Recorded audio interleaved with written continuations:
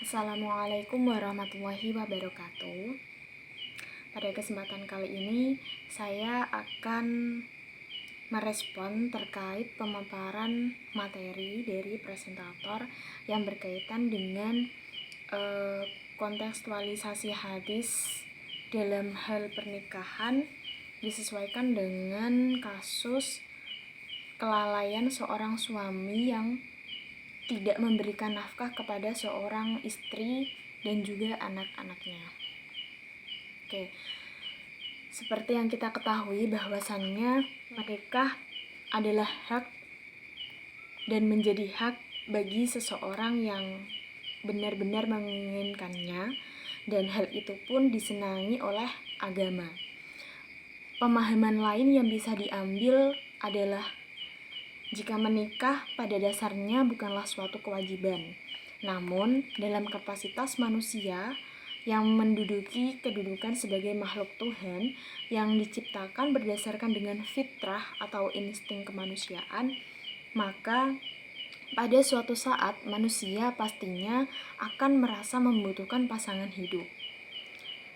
Nah, dari sini perlu difahami bahwa pernikahan itu bukanlah sebatas ikrar yang hanya berupa ijab dan qabul atau serah terima saja, melainkan sangat jauh dari itu adalah sebagai dzari'ah atau wasilah demi terjaganya kehormatan seseorang dan terciptanya keluarga yang bahagia, harmonis, dan sejahtera. Dalam rangka mewujudkan hal itu, tentu tidak terlepas dari pemenuhan nafkah yang diberikan oleh seorang suami kepada istri dan juga anak-anaknya, baik itu nafkah secara lahir maupun nafkah secara batin. Nah, hal ini yang sering terkadang dipandang sebelah mata oleh mereka yang menikah namun tidak berpikir secara mendalam bahwa setelah menikah atau setelah terjadinya pernikahan terdapat kewajiban yang dibebankan kepada kedua belah pihak, yaitu suami dan juga istri, yang kewajiban itu wajib untuk ditunaikan. Nah, seorang istri berhak memperoleh nafkah semata-mata karena dia telah terikat sebuah perkawinan dan dengan seorang suami. Kemudian dalam pembahasan ini, jika seorang istri telah terikat perkawinan yang sah dengan suami, maka dia berhak dan boleh mendapatkan nafkah darinya. Hal ini berlaku sebaliknya. Jika seorang wanita belum memiliki ikatan perkawinan dengan seorang laki-laki, maka dia tidak berhak menerima nafkah dari seorang laki-laki, walaupun dia sudah dihitbah atau menikah namun tidak sah. Dia tidak berhak atas nafkah dari pihak laki-laki. Selain itu, sebagai akibat dari perkawinan istri terikat dengan suami ketika dia taat kepada perintahnya. Seperti yang telah saya jelaskan sebelumnya, bahwa seorang istri yang berhak mendapatkan nafkah dari seorang suami adalah mereka, para wanita yang memiliki ikatan perkawinan dan juga taat kepada suaminya. Sehingga ketika dia sudah berani melanggar, menentang atau nusyus suaminya, maka bisa menjadikan hak nafkahnya ini menjadi lenyap. Oleh sebab itu, tanggungan nafkah untuk istri dan juga anak-anaknya sebelumnya sudah dipaparkan oleh presentator yang berdasar pada sebuah hadis. Nah, di sini saya ingin menambahi sedikit terkait dengan perintah untuk memberikan nafkah kepada kepada istri dan juga anak-anaknya berdasar dalam Al-Quran surah An-Nisa ayat 34, yang artinya adalah kaum laki-laki itu adalah pemimpin dan pengawal yang bertanggung jawab terhadap kaum perempuan. Oleh karena Allah telah melebihkan orang laki-laki ini dengan beberapa keistimewaan atas orang-orang perempuan, dan juga karena orang-orang laki telah membelanjakan atau memberi nafkah sebagian dari harta mereka. Nah, dari Al-Quran Surah An-Nisa ayat 34 ini juga telah dijelaskan bahwasanya seorang laki-laki ini sebagai pemimpin dan juga pengawal yang tentunya harus bertanggung jawab terhadap para perempuan. Salah satunya adalah dengan memberikan nafkah kepada seorang istri dan juga anak-anaknya. Namun, tidak jarang bahwa nafkah istri itu sangat disepelekan, padahal hukum dari memberi nafkah adalah wajib.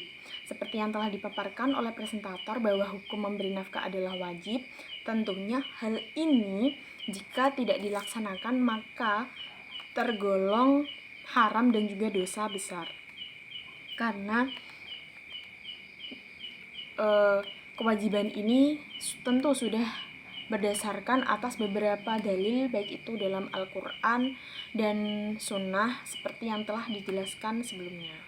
Selain itu, hukum dari suami yang tidak menafkahi istri juga dijelaskan dalam sabda Rasulullah SAW yang bersabda bahwasannya cukuplah seseorang dikatakan berdosa jika ia menyiapkan orang yang menjadi tanggungannya.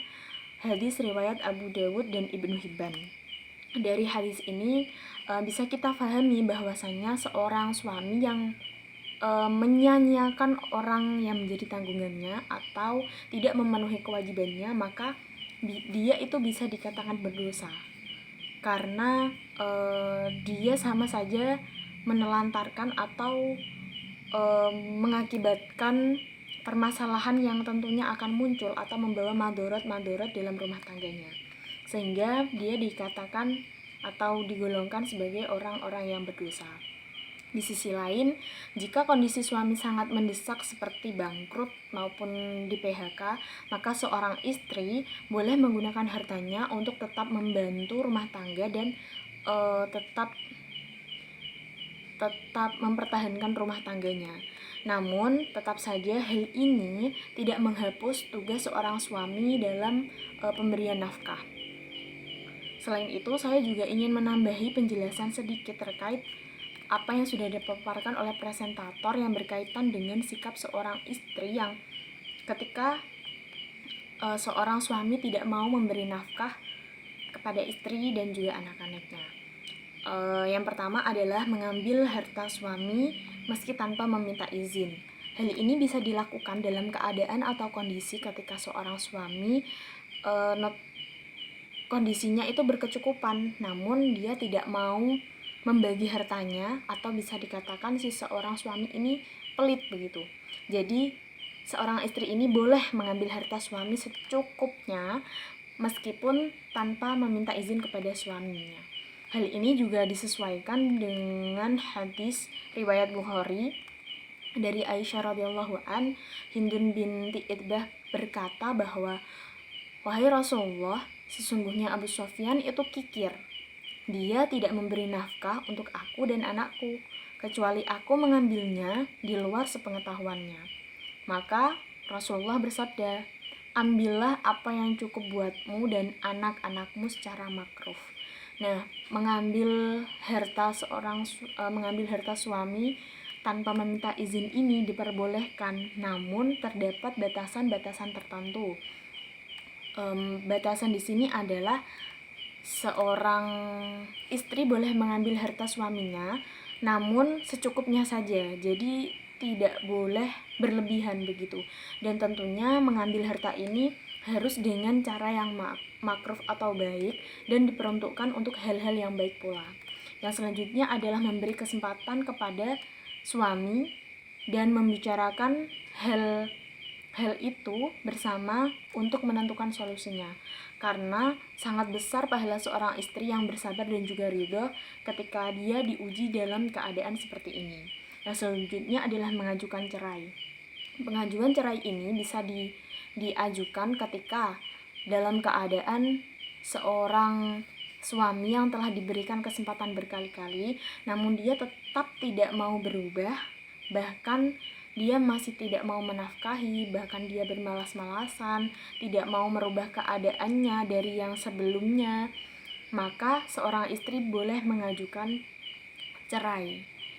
Namun, ketika seorang suami masih ingin mempertahankan, maka seorang suami ini harus dan wajib untuk memenuhi kewajiban-kewajibannya sebagai seorang suami. Salah satunya adalah memberi nafkah kepada istri sebagaimana mestinya.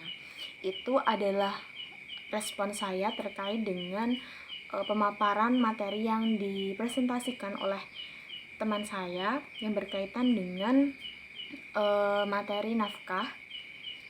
Kurang lebihnya saya mohon maaf apabila ada kesalahan, baik itu secara bahasa saya maupun dalam penyampaian saya, karena